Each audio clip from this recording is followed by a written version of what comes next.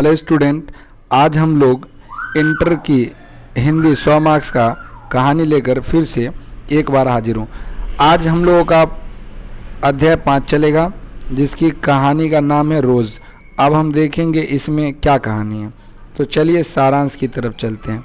कहानी के पहले भाग में मालती द्वारा अपने भाई के औपचारिक स्वागत का उल्लेख है, जिसमें कोई उत्साह नहीं है बल्कि कर्तव्य पालन की औपचारिकता अधिक है। कहानी का जब पहला भाग आप पढ़ेंगे तो उसमें सिर्फ और सिर्फ कर्तव्य का पालन किया गया है, यानी जिसका जो कर्तव्य बनता है वो अपना पालन कर रहे हैं। कर्तव्य क्या होता है, देखिए, जैसे मान लीजिए आपका एक छोटा भाई है ये, तो अब आपको क्या है कि कोई काम पड़ गया, बहुत ज़रूरी काम पड़ गया, तो आप इनको कहेंगे कि भाई आप जाओ फलना काम मेरे लिए करके आओ, तो ये आपका भाई आप करके चलाता है, तो ये कर्तव्य का पालन हुआ। यानी जो जिसका जो काम है अगर वो वही काम कर लेता है तो उसको कर्तव्य का पालन कहा जाता है। जैसे मेरी ड्यूटी है पढ़ाना, मैं पढ़ा रहा हूँ तो कर्तव्य का पालन कर रहा हूँ। आगे, वह अतिथि का कुशल क्षेम तक नहीं पूछती, पर पंखा अवश्य झलती है, उसके प्रश्नों पर संक्षिप्त उत्तर देती है। बचपन की बातूनी चंचल लड़की शादी के 2 वर्षों बाद इतनी बदल जाती है कि वह चुप रहने लगती है, उसका व्यक्तित्व बुझ सा गया है। अतिथि का आना उस घर के ऊपर कोई काली छाया मंडराती हुई लगती है। देखिए क्या होता है, मालती नाम की एक लड़की रहती है, वो बहुत फुर्तीली, बहुत अच्छी रहती है जब उसकी शादी नहीं हुई रहती है तब। लेकिन क्या होता है, जब शादी हो जाती है, उसके कुछ बच्चे हो जाते हैं, तो वो बहुत ही सुस्त और कुछ नहीं बोलती है किसी से, एकदम शांत स्वभाव की हो जाती है, मतलब मायूस रहने लगती है। एक चंचल लड़की जब मायूस रहने लगती है तो किसी को भी खलती है। जब उसका भाई उसके घर आता है तो देखता है कि बचपन में ये लड़की इतनी चंचल थी, लेकिन शादी के 2 साल के बाद ही क्या इतनी बदल जाएगी, ऐसा मतलब चुपचाप क्यों रहने लगी वो। उसके मन में ये सब सवाल उठता रहता है। उसका व्यक्तित्व ऐसा लगता है बुझ गया हो, ख़त्म हो गया हो, जैसी उसकी पहले पर्सनालिटी थी वो बिल्कुल अब नहीं है। ऐसा तो हो ही नहीं सकता कि अतिथि के आने की वजह से उसको कोई प्रॉब्लम होगी। जब मालती का भाई उसके घर पहुंचता है तो पहुंचते ही क्या करती है मालती, पंखा झलने लगती है। जब पंखा झलने लगती है, लेकिन वो बात नहीं करती है, सिर्फ पंखा जलती रहती है, तो इसीलिए इसके भाई को फील होता है। तो ये कहानी का पहला पार्ट में दिखाया गया। देखिए, मालती और अतिथि के बीच के मौन को मालती का बच्चा सोते सोते रोने से तोड़ता है। यानी जब कोई अतिथि आता है, मालती उससे बात नहीं करती रहती है, पर मालती के गोद में जो बच्चा है वो क्या करता है, ये बच्चा रोना शुरू कर देता है। रोना शुरू करता है तब कुछ कुछ बातें होने लगती हैं। तो क्या है, ये ज़िंदगी अजीब सी लगती है। वह बच्चे को संभालने के कर्तव्य का पालन करने के लिए दूसरे कमरे में चली जाती है। यानी बच्चे को ठीक मतलब ऐसा होता है ना, बच्चे को जो परेशान रहती है, रोता रहता है, चिल्लाता रहता है, तो उसको चुप कराने के लिए दूसरे कमरे में चली जाती है। अतिथि जो है एक तीखा प्रश्न पूछता है तो उसका उत्तर वह एक प्रश्नवाचक हूँ से देती है। जैसे पूछा, क्या मालती तुम ठीक हो, तो हूँ।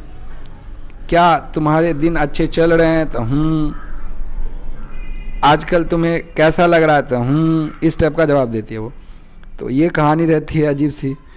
अब देखिए आगे क्या, मानो उसके पास कहने के लिए कुछ भी नहीं है। यह आचरण उसकी उदासी, उबाहट, यांत्रिक जीवन की यात्रा को प्रकट करता है। यानी ये चीज़ें क्या बताती है, ये चीज़ें दर्शाती है कि वो काफ़ी दुखी है, उदास है, वो जीवन में खुशहाल नहीं है। 2 वर्षों में वैवाहिक जीवन के बाद नारी कितना बदल जाती है, यह कहानी इस भाग को प्रकट करता है। कहानी के इस भाग में मालती कर्तव्य पालन का औपचारिकता करती है। देखिए, शादी के बाद हर लड़की क्या करती है, अपने ससुराल में खाना पकाती है, तो मालती भी खाना पकाती है, अपने बच्चे को संभालती है, उसके बाद अपने पति का ख्याल रखती है, जो जो चीज़ बोलता है बनाने के लिए वो उसको बना करके देती है। इसी को कर्तव्य पालन कहा जाता है। कहानी में पहले पार्ट में यही बात बताया गया। चलिए आगे देखते हैं कहानी का क्या है।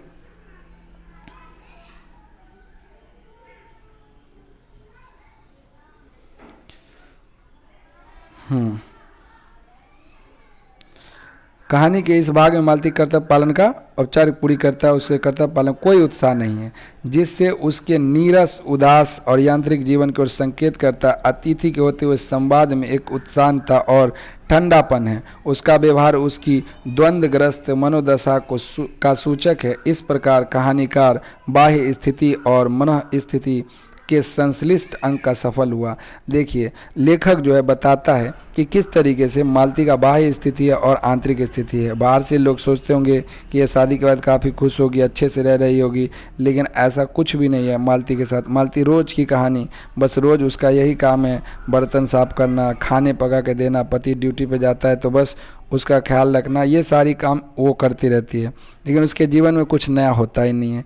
रोज़ कहानी के दूसरे भाग में क्या है, मालती का अंतर द्वंद्वग्रस्त मानसिक स्थिति, बीते बचपन की स्मृतियाँ में खोने से एक असंज्ञान की स्थिति, शारीरिक जड़त्वता और थकान का कुशल अंकन हुआ है।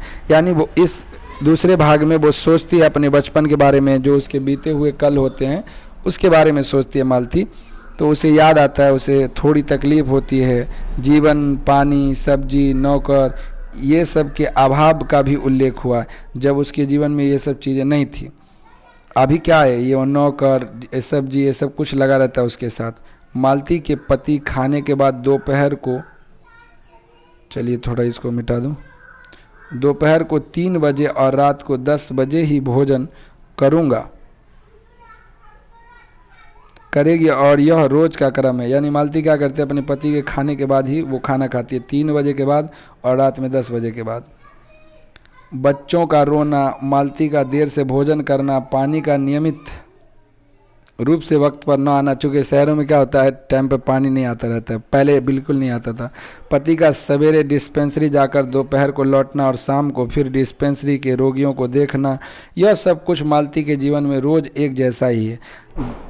घंटा खड़कने पर समय की गिनती करना मालती के नीरस जीवन की एक सूचना देता और यह बताता है कि समय काटना कितना मुश्किल हो जाता है, कितना कठिन हो रहा है मालती के लिए।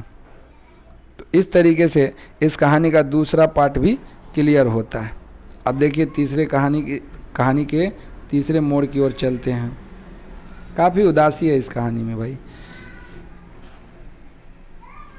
अगला है कि इस भाग में मालती, महेश्वर, अतिथि के बहुत कम क्रियाकलापों और अत्यंत संक्षिप्त विवादों का अंकन पत्रों में मानसिक स्थिति को प्रस्तुत किया गया, जिससे यही लगता है कि लेखक का ध्यान बाह्य दृश्य के बजाय अंतर्दृश्य पर अधिक है। कहानी के तीसरे भाग में महेश्वर की यांत्रिक दिनचर्या, अस्पताल के एक जैसे डर्रे रोगियों की टांग काटने या उसके मरने के नित्य चिकित्सा कर्म का पता चलता है, पर आज्ञा का ध्यान मालती के जीवन संघर्ष को चित्रित करने पर केंद्रित है। महेश्वर और अतिथि बाहर पलंग पर बैठकर गपशप करते हैं और चांदनी रात का आनंद ले रहे होते हैं, पर मालती घर के अंदर बर्तन मांजती रही है, क्योंकि यह उसकी नियमित है। अब आप सोचिए, ये जो उसके पति हैं वो क्या है, अपना एंजॉय कर रहे हैं बाहर में, और मालती क्या है, घर में अपना रोज की तरह वही काम करती रहती है।